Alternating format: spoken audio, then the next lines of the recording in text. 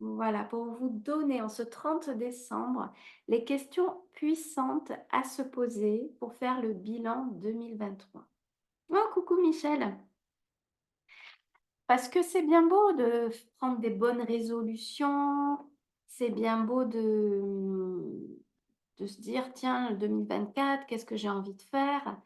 Encore faut-il se dire, qu'est-ce que j'ai réalisé en 2023? Qu'est-ce que j'ai fait en 2023? Qu'est-ce que j'avais décidé début de 2023 pour ne pas repartir dans les mêmes schémas en 2024? C'est toujours se retrouver au même point, ne pas arriver à ses objectifs, ne pas tenir ses résolutions, hein. Et puis, l'intérêt de faire un bilan 2023, eh bien, c'est aussi de se poser les bonnes questions pour voir le chemin parcouru. Coucou Karine, hein, ça me fait plaisir de te savoir là. Donc, se poser les questions sur 2023, ça permet d'être réaliste sur le chemin qu'on a parcouru, parce que le cerveau est ainsi fait qu'il a une capacité à minimiser vos victoires et à augmenter vos échecs, ce que vous considérez comme des échecs. On ne voit jamais ce qu'on a accompli, on voit plutôt ce qu'on a raté ou ce qu'on n'a pas réussi à faire. Donc, j'avais envie dans ce live de vous faire réfléchir, de vous donner un certain nombre de questions puissantes à vous poser pour faire votre bilan 2023. Et je trouve que c'est nécessaire de faire ça avant de passer aux bonnes résolutions 2024, hein. Alors, donc, en premier, on va se poser la première question. Quels étaient mes objectifs en début d'année 2023?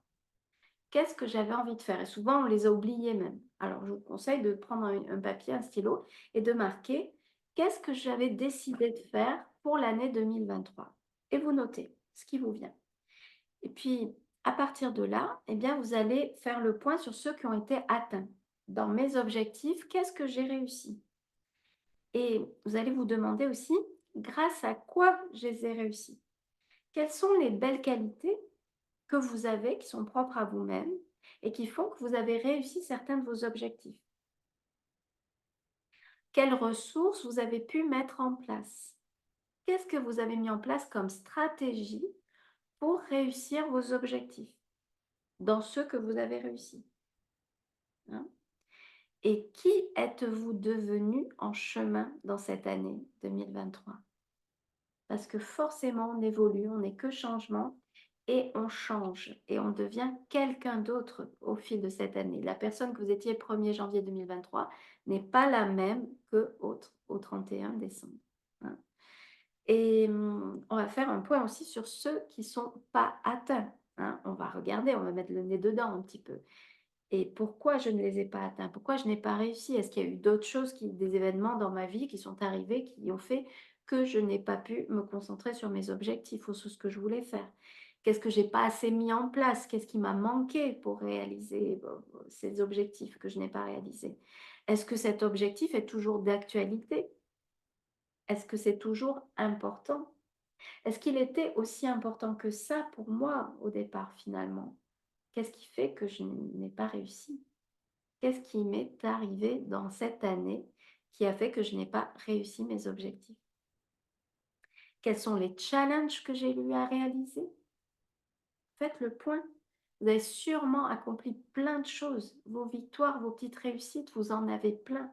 Peut-être que vous n'avez pas réussi ce que vous étiez dit, promis en début 2023. Vous avez fait plein d'autres choses et vous avez traversé plein d'autres choses. Donc, c'est important de mettre le doigt dessus et de se dire, oui, il y a quand même eu ça, ça, ça, ça, ça, et de se regarder comme sa meilleure amie, hein. Donc, pour les victoires, vous allez vraiment les lister, tout ce que vous avez réussi. Et vous allez vous dire, qu'est-ce que ça m'apprend sur moi? Qu'est-ce que j'ai pu développer?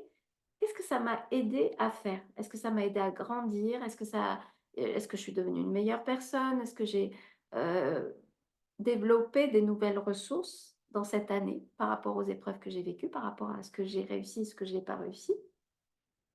Et puis peut-être, qu'est-ce que j'ai à faire pour dépasser ce que je n'ai pas réussi à dépasser, tout simplement. Qu'est-ce qui me manque? Et qu'est-ce que j'ai besoin de travailler? Qu'est-ce que j'ai besoin de développer? Qu'est-ce que j'ai besoin d'arriver à faire? Voilà, moi, au niveau de moi, de mes ressources, hein. Vous pouvez faire le point aussi sur les événements difficiles que vous avez vécus cette année. Est-ce que, est-ce que la charge émotionnelle est toujours là par rapport aux épreuves de vie que vous avez vécues? Coucou Marie. Donc, faire le point sur son année avec beaucoup de recul, on regarde les faits, on ne se juge pas durement, on fait le point. Il y a certainement eu plein de choses positives, il y a eu des choses un peu moins bien. Et faire le point, si on n'est pas arrivé à faire des choses, eh bien, qu'est-ce qui m'a manqué? De quelles ressources j'ai besoin? Sur quoi j'ai besoin de travailler pour être la meilleure version de moi?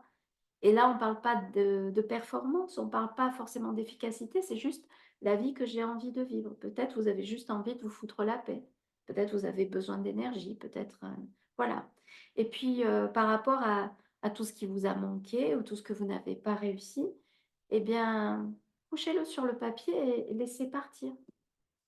Laissez partir et avec beaucoup de bienveillance envers vous-même, dites-vous: «Ben voilà, on est le 30 décembre, et ça, je ne suis pas arrivée à le faire». Et puis vous gardez certaines choses peut-être pour 2024 et puis d'autres, ben, vous allez faire autrement, vous allez changer vos plans. En tout cas, je trouve ce bilan nécessaire à faire sur 2023 avant de passer aux grandes résolutions, aux grands challenges 2024 et surtout apportez-vous de la douceur. Regardez-vous vraiment, comme je vous l'ai dit en début de live, le cerveau a la capacité de voir que vos échecs, que ce qu'on considère comme des échecs, et il ne voit pas, il oublie les réussites, les victoires. Donc c'est à vous de conscientiser, de marquer vos victoires, hein. Ensuite, bah, vous pourrez vous programmer des objectifs pour 2024. Par exemple, au niveau de mon environnement, faire le point. Ma famille, mes amis, mon travail, mon couple. Qu'est-ce que je veux changer? Qu'est-ce que je veux garder? Qu'est-ce qui me convient plus? Et peut-être au niveau aussi de mes comportements. Qu'est-ce que je fais et qui me plaît, que je veux garder? Et qu'est-ce que je ne fais pas?